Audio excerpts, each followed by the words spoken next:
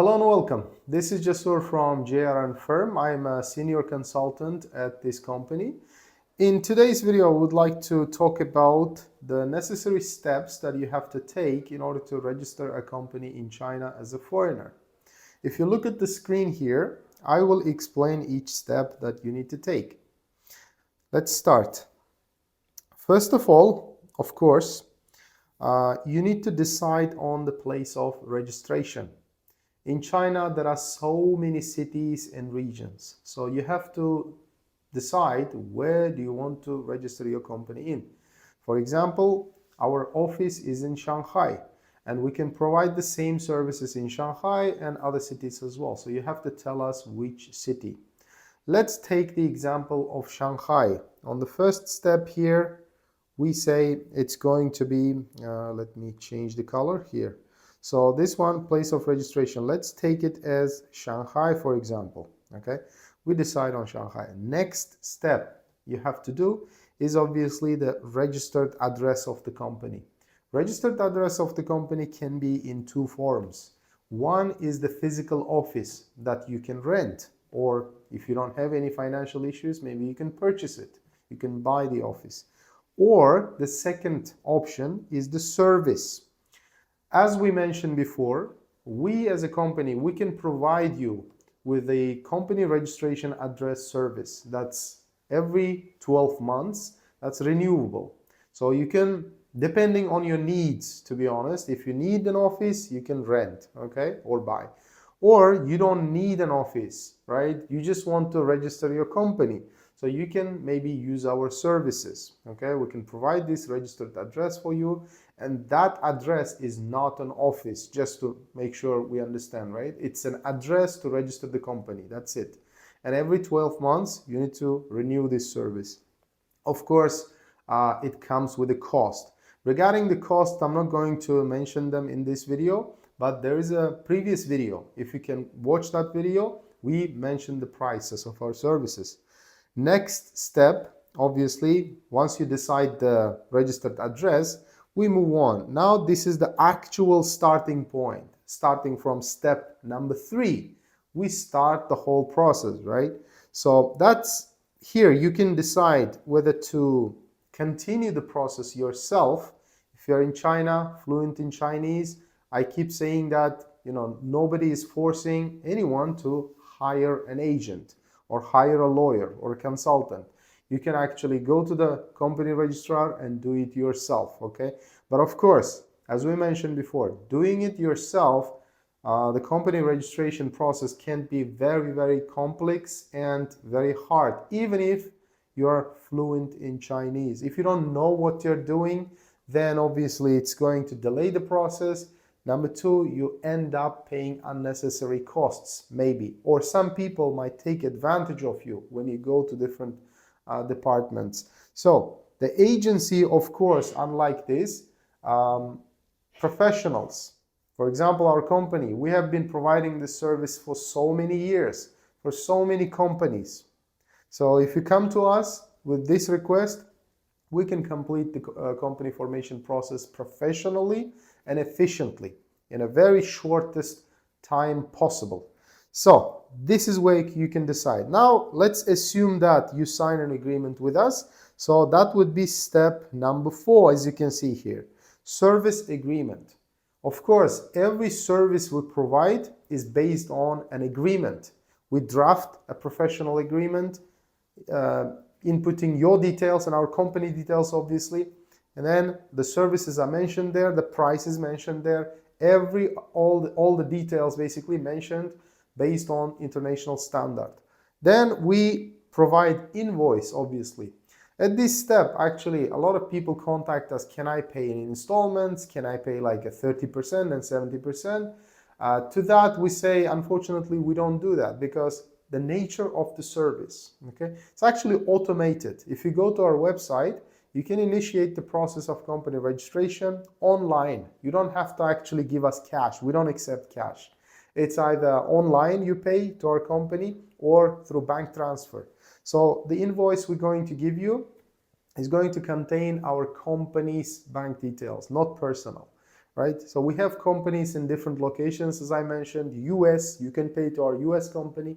You can pay to our Hong Kong account. You can pay to Uzbekistan, actually, if you can, or you can pay directly to us here to Shanghai company. It doesn't matter. Next step is going to be obviously payment that I mentioned. Once we receive the payment, once it's done, we're going to move on to step 6, as you can see. Step 6 involves documents. We're going to require some documents from you. So at this step, actually, you can see there are two options, two scenarios. If you're in China, then we can just take the copy of the passport, that's it, along with the copy of the visa that you're holding at that time, and also the copy of the entrance stamp when you cross border into China. Second scenario, when you're outside of China, in your home country or any other country. So if you're outside of China, okay, we require the apostilled copy of your passport and other executives of the company. In your company, you might have a supervisor that is an individual, separate individual. So if you decide to have a supervisor, you need to appoint a separate individual as your supervisor. You cannot take two positions at the same time. That is, you cannot be a director and supervisor at the same time. You have to be two separate people. And if you have separate individual shareholders, the same rule applies. You need to ask them to provide the apostilled copy of their passports. And then once you obtain them, you need to translate the apostille documents into Chinese. Then you collect all of this, like apostille and translation, and then contact the international courier services, for example, DHL or FedEx or any other, UPS maybe. Then you send those documents in original to us. Bear in mind, I'm not asking to send the original passport here, okay? Just to make it very clear, we are not asking to send the original passport. You keep the original passport. All we need is apostille, the original document from the apostille office, and the translation. So you send those documents to our company by post. Once we receive them, we move on to step number 7. In number 7, this is the application submission for the name of the company. Now, the name structure I already explained in different videos. You can actually search on our channel. So you need to give us several names for the company. That can be English and Chinese or just English. If some people don't speak Chinese or they don't have any resources to come up with Chinese names, but in any way, in China, Chinese name of the company is the main name of the company. So we first select the Chinese name, and then you can choose the brand name of the English. For example, if you have a brand name in outside of China, like in your home country, you can give us that brand name, and we can attach that brand name in the company's system, basically, and it will appear on your official stamp as well. But just to make it clear again, in China, Chinese name of the company is the main name of the company. All right, so that's clear now. We submit the application for the company name. It's going to take around 1 to 3 days. Okay, we can of course speed it up if you request. If you tell us that you're in rush, maybe you need expedited service, then we can make it in 1 day. We can get it registered. The standard is 1 to 3 days. Now, step 8, application submission for incorporation. That is the actual the real application for your business license in China. Business license application is going to take approximately 7 business days. So once we submit, then we wait for 7 business days. You can travel around China if you are physically in China, but if you're outside of China, you can wait in your country until we get this business license. Once we get the business license, by the way, business license is given for 50 years in China. So once we get that business license, that is the original business license and general business license of the company, we make an appointment with the bank to open a company bank account for this newly registered company. At this point, we tell you, if you're outside of China, we tell you you can plan to come to China for this appointment with the bank. because you need to go there in person to open a company bank account as a company director. You cannot do it remotely. People keep asking this question as well. Can I open the bank account from my home country? I cannot travel to China. Unfortunately, so far, none of the Chinese banks accept online applications. They do sometimes, but they still require you to be in China. There are some banks, for example, they started offering this kind of online video conference applications, but still you have to be in China. You cannot be outside of China.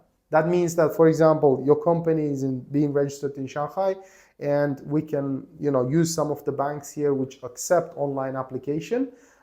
You can be in Guangzhou, you can be in Beijing and take this video conference with the bank, okay? But still, you have to be able to send the original passport to us. You have to be able to mail it, okay, from Guangzhou, from within China to Shanghai. But if you're outside of China, that's not going to happen. You need to travel to Shanghai or to China, okay? So that's the bank account, and it takes 1 day. Of course, assumingly you are here in person in Shanghai, we take you to the bank, and then it will take the whole day. It actually takes between 3-4 hours to open a company bank account. Once it's done, obviously, we're going to start tax registration for the company. Tax registration itself is going to take around 1 to 5 days approximately. So company director need to go to the tax office with our accountant.